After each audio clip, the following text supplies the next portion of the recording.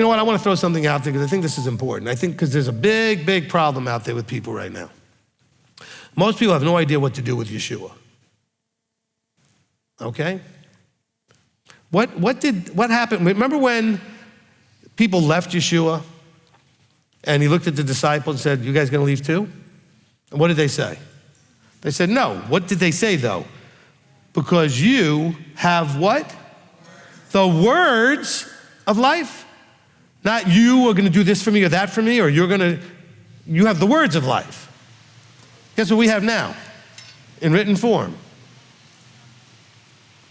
So you have information, and by the way, with the internet and everything else, I don't care if you're going through whatever, psycho-emotional, whatever it is, the help is there, okay?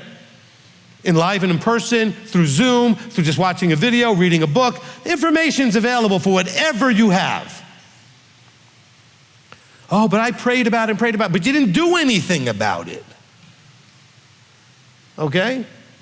I don't see anywhere in Scripture where God's just gonna be individually, personally fixing all your problems.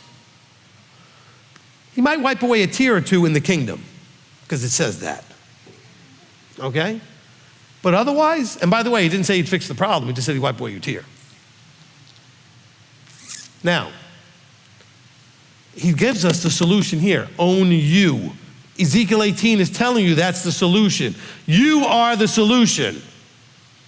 Not like your ways and your smarts. It means go out, you can make it happen. This son was raised with no good parent. His father did all the wrong things, and yet he figured it out and made choices so he gets to live while his father doesn't. We see that? You know, some of you have been whining and whining for 40, 50, 60 years because of about your upbringing and this and your psycho-emotional problems. Fix them. Oh, it's easy for you to say, Rabbi. No, listen, I got my own problems, trust me. But I've worked on them for most of my 62 years, okay? I was very blessed that when I was like 14, 15 years old, I found out that there's stuff out there to help you improve you. And understand why you can't do certain things and struggle with certain things so that you can fix that. And I became really curious about how that works. And that's in here too. But I wasn't looking in here originally because I didn't know. Because my parents weren't doing any of this. But I am. I'm doing this, right? But I have people say, well, you know, in the Messianics, you know, I don't see, why isn't it all, it's all about Yeshua. Where is the verses that say it's all about Yeshua? Where did it turn into that? He did what he did. He's got more to do when he comes back. Everything else is just about us and the Father right now. And really, all of that is still about us and the information we have. Have you not seen enough times where people went through all kinds of stuff and Abba did not intervene?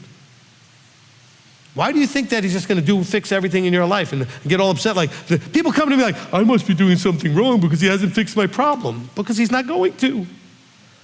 He never said he would. He told corporate Israel, if you go in the land and keep this covenant, I'll take care of everything. That was for corporate Israel back then for that covenant, okay? We are not there. We are in the dispersion.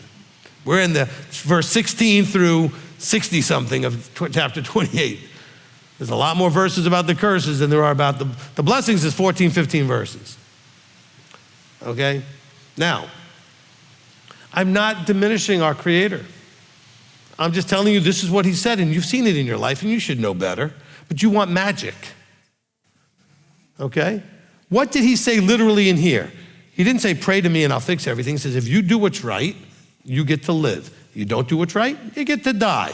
He didn't say you'd be tortured forever. He says you get to die. Now this is where we have to infer. It says here that, let's see, we're talking about the son that doesn't do like his father did. He said, he shall not die for the crookedness of his father, but his father, he shall die. So let's understand, this is not saying that the son who does right never dies. Like he's now immortal.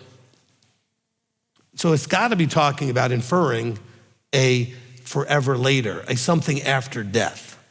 Can we agree? Because we're certainly not talking about if you keep the commandments, you'll just live forever and never die.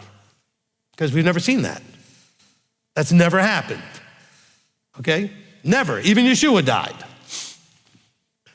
Of course, he was killed, but I'm just saying, nobody has not died.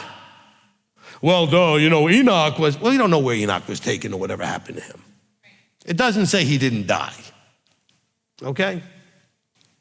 And Elijah, the same thing. So let's understand what this is talking about. It's saying, look, this is about us creating a relationship that has a larger ramification down the road, okay?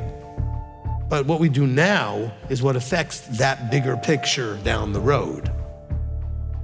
And stop looking for these outside interventions. The outside interventions come in the form of an idea, an inspiration of what you need to do, or you go get help and now you know what you need to do.